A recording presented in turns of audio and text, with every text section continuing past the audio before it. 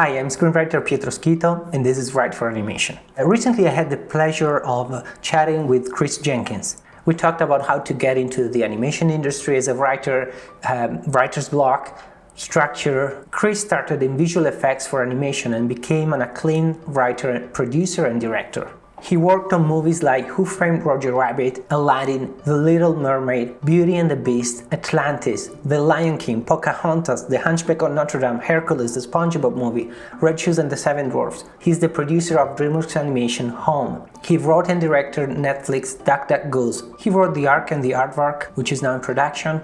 But the movie he's most known for is Surf's Up, the first animated movie to use a documentary style. We're working on a full analysis of the movie that's coming up on the channel. In the meantime, I want to share a short clip where Chris talks about structure and character.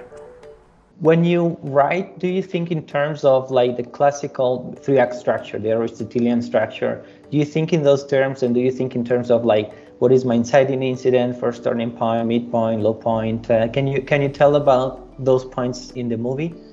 Oh, absolutely, yeah. And it really, the quick answer is all of the above, and particularly with Surf's Up, I think, because I was very, very new to writing or putting a movie together with my my good friends on the movie.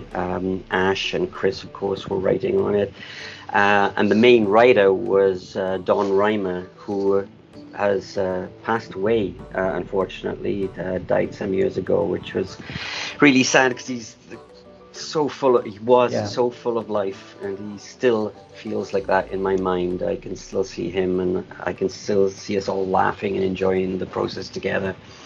But the process at the very beginning, before anybody else was on the movie, was to think in terms of three acts, very, very basic three acts, which is you set up your hero, because you know it's a hero's journey. This movie, it's very simple in its plot structure, and needed to be. So it's the first act, of course. Cody wants to be something but can't be that at home. He has to travel far away to a mythical land where wonderful things happen to become that hero. Once he gets there, it's not what he thought it was, and the heroes are not what he thought they should be. But by learning something counter to his intuition, he becomes a better person, and through being a better person becomes a better hero.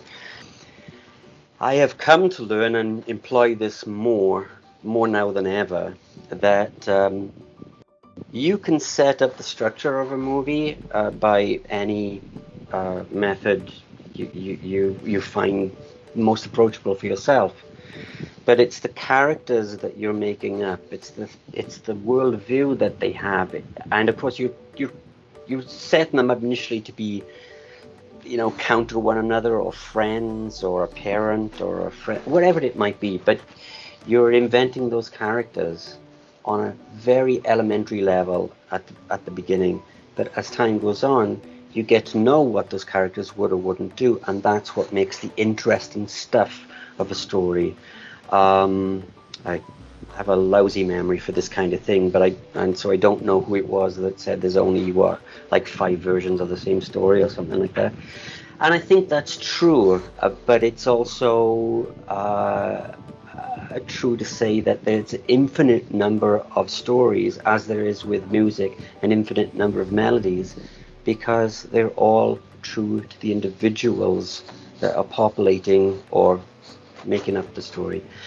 So I think that the randomness, in a sense, our experiences are what make up an interesting story.